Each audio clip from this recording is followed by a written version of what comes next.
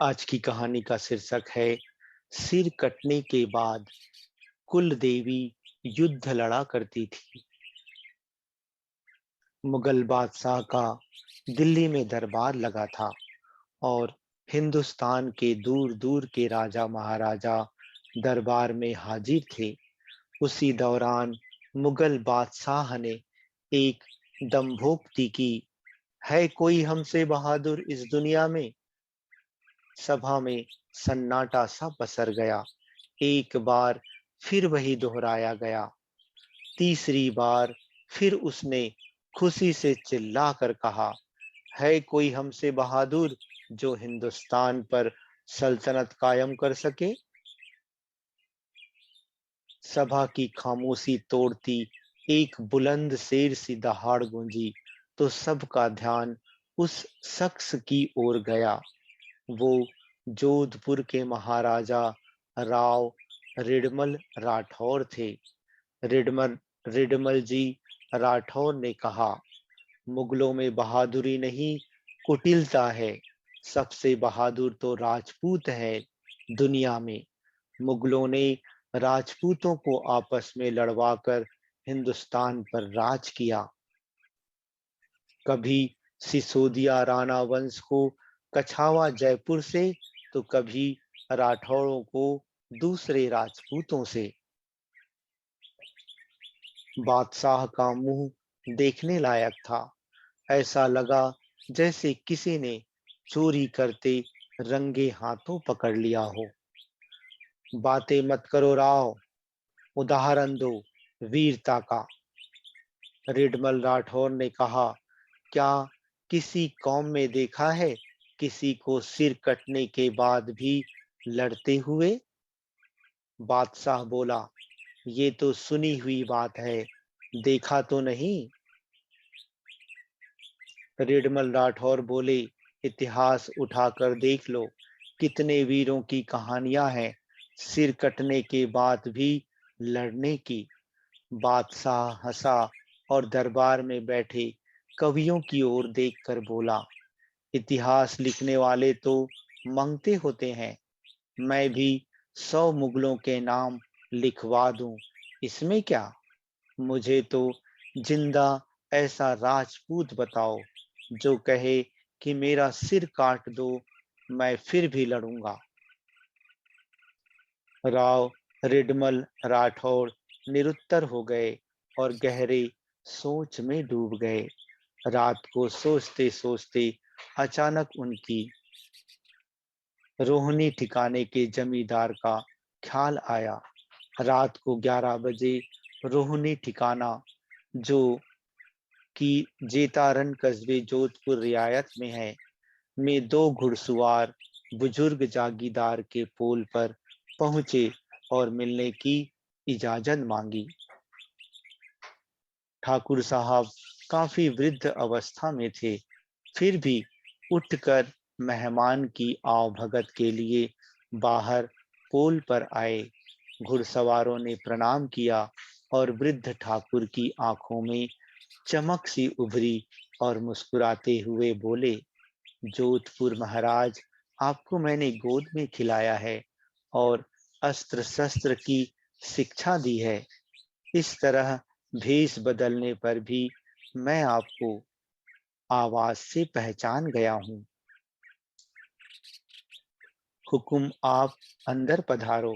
मैं आपकी रियायत का छोटा सा जागीरदार, आपने मुझे ही बुलवा लिया होता।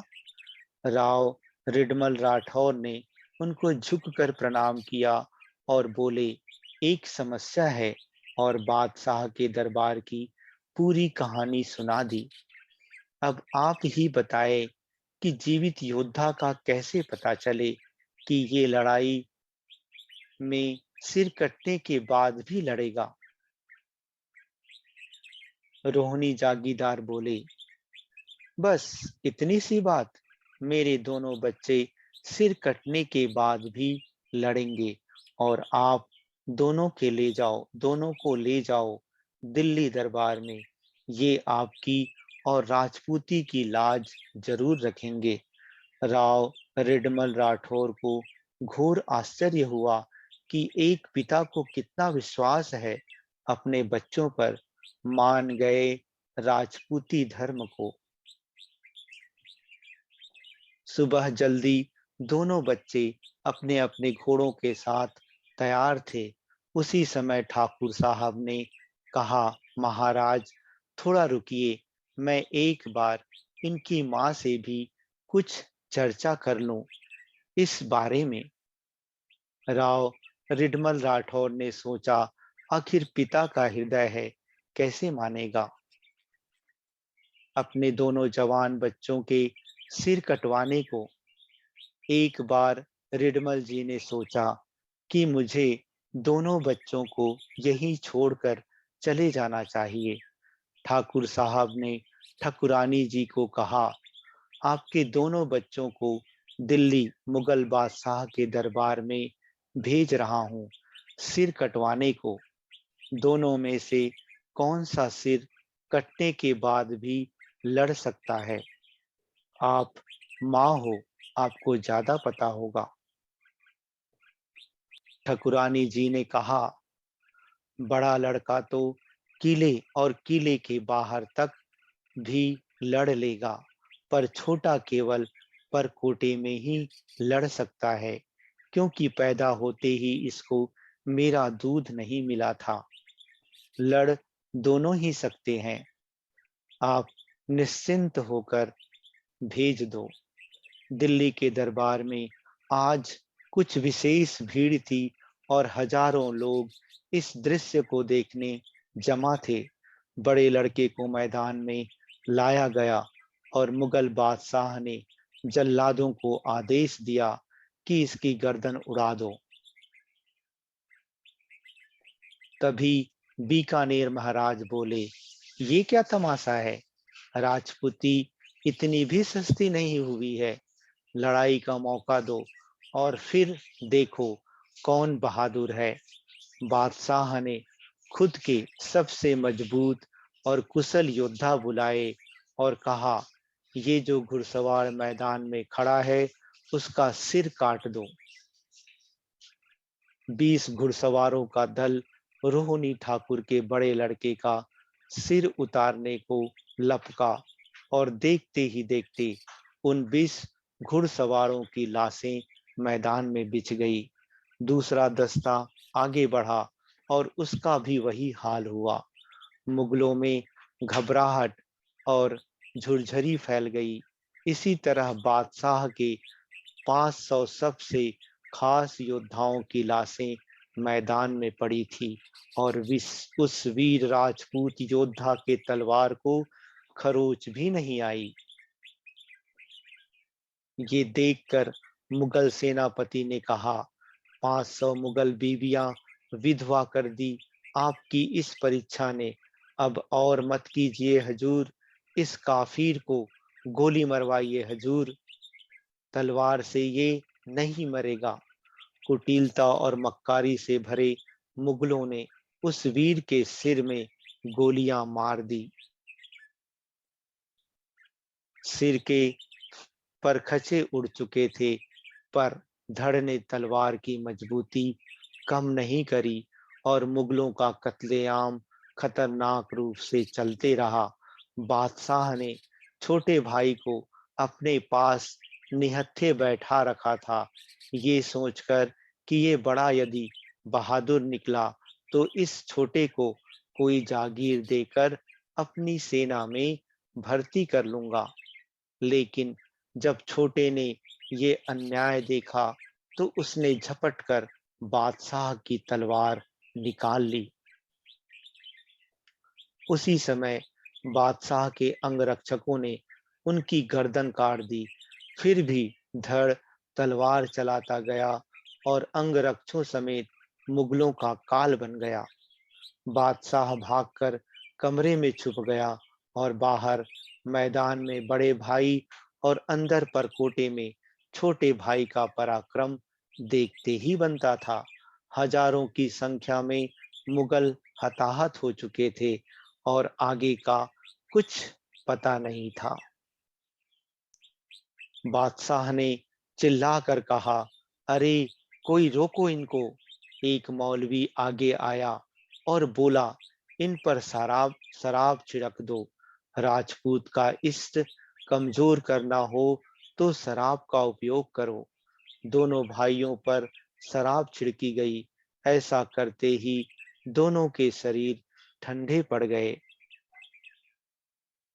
मौलवी ने बादशाह को कहा, हजूर, ये लड़ने वाला इनका शरीर नहीं बल्कि इनकी कुल देवी है, और ये राजपूत शराब से दूर रहते हैं और अपने धर्म और इष्ट को मजबूत रखते हैं। यदि मुगलों को हिंदुस्तान पर शासन करना है तो इनका इष्ट और धर्म भ्रष्ट करो और इनमें दारू शराब की लत लगाओ। यदि मुगलों में ये कमियां हटा दें तो मुगल भी मजबूत बन जाएंगे। उसके बाद से ही राजपूतों में मुगलों ने शराब का प्रचलन चलाया और धीरे धीरे राजपूत शराब में डूबते गए और अपनी इष्ट देवी को आराधक से खुद को भ्रष्ट करते गए। इष्ट देवी के आराधना से खुद को भ्रष्ट करते गए और मुगलों ने मुसलमानों को कसम खिलाई कि शराब पीने के बाद नमाज नहीं पढ़ी जा सकती, इसलिए इससे दूर रहिए। मांसाहार जैसी राक्षसी प्रवृत्ति पर गर्व करने वाले राजपूतों को यदि ज्ञात हो तो बताएं और आत्ममंथन करें कि महाराणा प्रताप की बेटी की मृत्यु जंगल में भूख से हुई थी क्यों।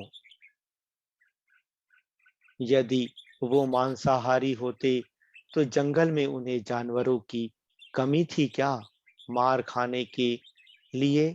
इसका तात्पर्य यह है कि राजपूत हमेशा शाकाहारी थे।